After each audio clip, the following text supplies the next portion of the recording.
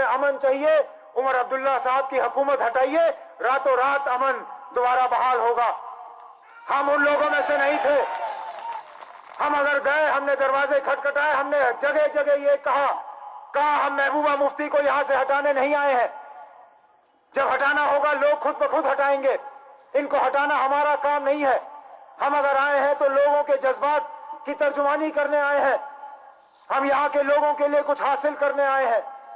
बदकिस्मती से वो दिन और ये दिन, अगर मौजूदा रियासती हुकूमत ने उस वक्त हमारा साथ दिया होता, शायद हम कुछ हासिल करते।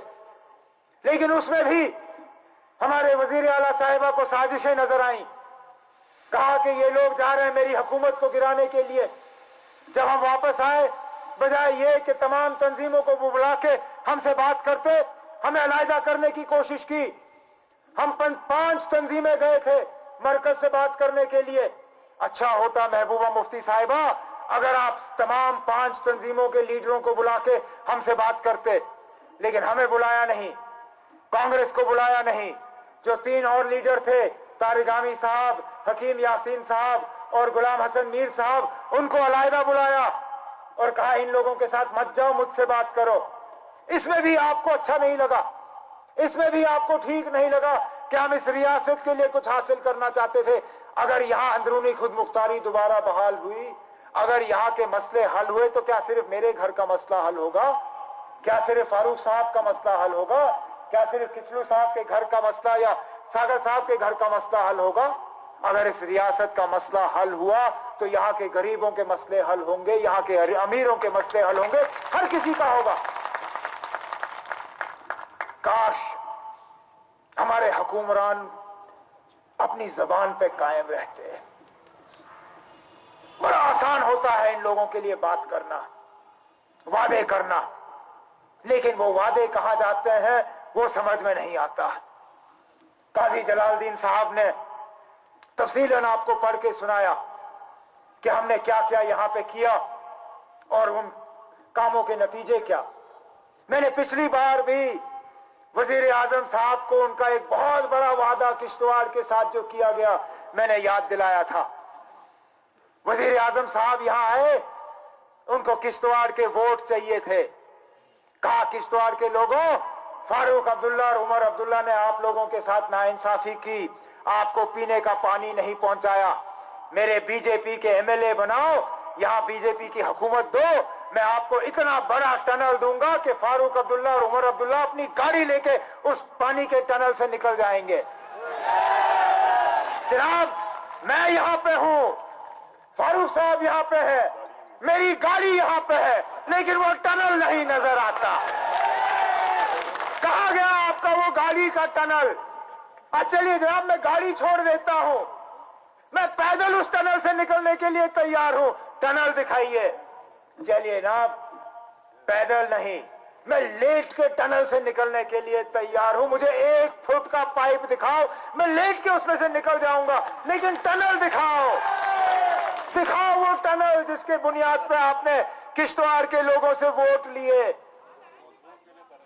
कुछ नहीं। हमने यहां की आबादी को गुर्बत से निकालने के लिए पावर प्रोजेक्ट के ख्वाब देखे। रतलय का प्रोजेक्ट सबसे साफ शफा ईमानदार तरीके से वो प्रोजेक्ट अलॉट हुआ। आमतौर पे आप देखते हैं जहां टेंडर होता है, जिसको टेंडर मिलता है, जो रह जाता है वो शिकायत करता है, कहते हैं इसमें पैसे दिए गए। ये एक वाहिद एक मिसाल है जहां पे हमने पहले कंपनी को टेंडर दिया, जो दूसरी कंपनी रही टाटा वालों ने चिट्ठी के जरिए हमें कहा कि जनाब हमें टेंडर नहीं मिला, लेकिन जो आपने तरीका अपनाया इसमें हम कोई शिकायत नहीं कर सकते, कहीं पे पैसा का असूल नहीं हुआ। प्रोजेक्ट हमने शुरू किया, पीडीपी बीजेपी वाले आए, ठप। हमने पकड़ डोल और ये बाकी कीरू और ये सारे प्रोजेक्ट्स, हमने सोचा यहां प्रोजेक्ट लगेंगे, ये ठेकेदार काम करेंगे, हमारे नौजवान काम करेंगे, पढ़े लिखे काम करेंगे, मजदूर काम करेंगे, कहीं पे नहीं। जिन लोगों ने गोली नहीं बोली की बात की, जिन लोगों ने ये कहा कि बातचीत से सारे मसले हल होंगे, पिछले 4 महीने से उनकी बातचीत कहां गई, जब सिर्फ और सिर्फ पैलेट गन और ताकत का इस्तेमाल हुआ, जिन्होंने ये कहा कि हम जेलों से तमाम लोगों को छोड़ेंगे, जो भी सियासी प्रिजनर है, पॉलिटिकल प्रिजनर्स, उनको रिहा किया जाएगा। उन्होंने हजारों के तादाद में हमारे लोगों को पिछले 4 महीनों में गिरफ्तार किए, और आज हमारा मुल्क का डिफेंस मिनिस्टर कहता है कि हमने नोट बदले, पथराव कम हुआ, खत्म हुआ। जनाब पारेकर साहब, यहां लोग 90 लोग कब्रों में सोए हुए हैं, पता नहीं कितने 100 हमारे नौजवान आंखों की रोशनी खो गए, हजारों की तादाद में हमारे लोग जख्मी हुए।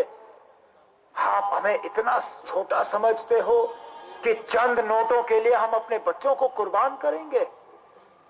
चंद नोटों के लिए हम अपने बच्चों की रोशनी, आंखों की रोशनी छीनेंगे? जनाब, मुझे नहीं पता बाकी रियासतों में क्या होता होगा, लेकिन यहां कोई बाप अपने बच्चे को 500 रुपए या 1000 रुपए के लिए कुर्बान करने के लिए तैयार नहीं है।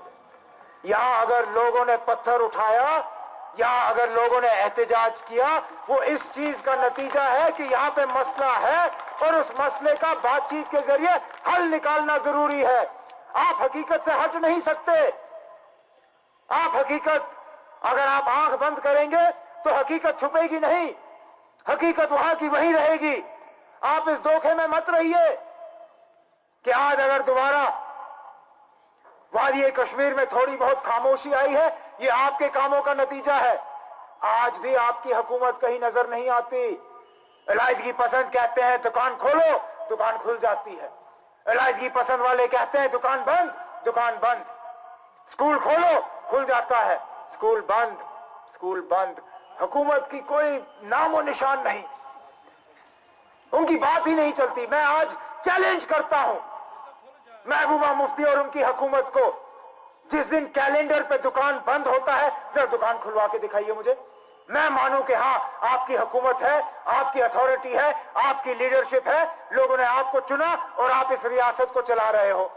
मैं आपको चैलेंज करके कहता हूं कि जरा स्कूल खुलवाइए।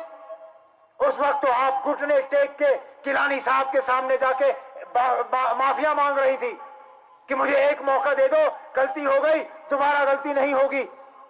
क्या यही है आपकी हुकूमत? क्या यही है आपकी लीडरशिप?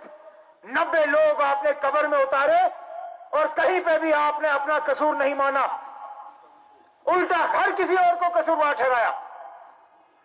जिस बाप का बेटा कुर्बान हुआ, उस बाप को आपने कसूरवार ठहराया। जिस बहन का भाई कुर्बान हुआ, उस बहन को आपने कसूरवार ठहराया। जिस मां ने अपने बेटे को दफन होते हुए देखा, उस मां को आपने कसूरवार ठहराया। आपने अफसरों को कसूरवार ठहराया, आपने आर्मी को कसूरवार ठहराया, लेकिन अपने आप को बेकसूर समझा। अगर इसमें किसी का कसूर है महबूबा मुफ्ती, तो आप उसी तराजू में अपने आप को तोलिए जिस तराजू में आप मुझे 2010 में तोलती थी। 2010 में आपने तमाम चीजों के लिए मुझे कसूरवार ठहराया और मैंने बहाने नहीं ढूंढे। मैंने कहा मुझसे गलतियां हुई, मेरी हुकूमत से गलतियां हुई कि हालात इतने खराब हुए। मैंने अपना कसूर समझा और उसको कबूल किया। अगर आपने 2010 के लिए मुझे कसूरवार ठहराया, तो खुदारा मुझे बताइए 2014 के लिए, 2016 के लिए अगर आप कसूरवार नहीं तो कौन कसूरवार? क्योंकि सीधा सीधा उंगली की ये हाथ के पांच उंगली आपके तरफ है। इसमें कसूर ना पुलिस का है, ना आर्मी का है, ना सीआरपीएफ का है, ना अफसर का है। क़यादत आपकी है। लोगों ने आपको चुन के वहां बिठाया। वो दूसरी बात है कि उस कुर्सी के साथ आपने आज तक इंसाफ नहीं किया, बहाने ढूंढते रहे। ये मैंने आपसे कहा था मुफ्ती साहब के गुजरने के बाद, आपने रियासत को इंतजार कराया, कहा मैं कुर्सी पे तब तक नहीं बैठूंगी तब तक मैं मरकज से और हासिल नहीं करती। आपने कहा आप पावर प्रोजेक्ट्स वापस लाओगे, आपने कहा आप सैलाब ज़दा लोगों के लिए रिलीफ और लाओगे, आपने कहा आप बातचीत कराओगे, अफवाह उठाओगे, फौज को हटवाओगे, ये मैंने आपसे नहीं कहलवाया। आपने राजभवन से बाहर आके कहा मैं कुर्सी पे तब तक नहीं बैठूंगी जब तक कि मैं इस रियासत के लिए कुछ हासिल नहीं करती, और फिर खाली हाथ आप उसी कुर्सी पे जाके बैठ गई और इस रियासत को आपने और ज्यादा मुसीबत में डाला। आज लोगों के पास राशन नहीं है। जिस कानून को आपने बड़े जोर और शोर से पेश किया, फूड सिक्योरिटी कानून, जनाब वो मेरे दौर में मरकज ने पास किया। मैंने इस रियासत में उस कानून को लागू होने नहीं दिया, क्योंकि मुझे मालूम था उस कानून पे गरीब पे क्या असर पड़ेगा। आज राशन नहीं, अगर थोड़ा सा राशन है तो कीमत आसमान में। राशन खरीदने के लिए लोगों के पास जेब में नोट नहीं। जो नोट 500 और 1000 के लिए गए, उसका असर किसी अमीर पे नहीं पड़ा। आज अगर बैंक के बाहर लोग खड़े तरस रहे पैसों के लिए, उसमें एक भी टाटा बिरला अंबानी अदानी एक भी अमीर आदमी नहीं है। अगर पैसे के लिए आज तरस रहा है, गरीब मजदूर तरस रहा है, जो सुबह कमाता है और शाम को खाता है। क्या यही है आपकी हुकूमत? क्या यही है आपके अच्छे दिन? या आप गोली का इस्तेमाल कर रहे हो, या आप फिर सख्ती का इस्तेमाल कर रहे हो और रियासत तबाही की दौर। और इसलिए आज मैं दोबारा अपने साथियों को यह पैगाम लेके आया हूं कि खुदारा जम्मू कश्मीर नेशनल कॉन्फ्रेंस की मजबूती इन हालात में और ज्यादा मायने रखती है, क्योंकि हम लोगों को लड़वाते नहीं। हम मजहब के बुनियाद पे वोट नहीं मांगते, हम जात के बुनियाद पे वोट नहीं मांगते, हम बरादरी के नाम पे वोट नहीं मांगते, हम इलाकों को एक दूसरे से लड़वाते नहीं है वोट के लिए। हम कश्मीर और जम्मू को नहीं लड़वाते, हम लद्दाख और करगिल को नहीं लड़वाते, हम हिंदू और मुसलमान को नहीं लड़वाते।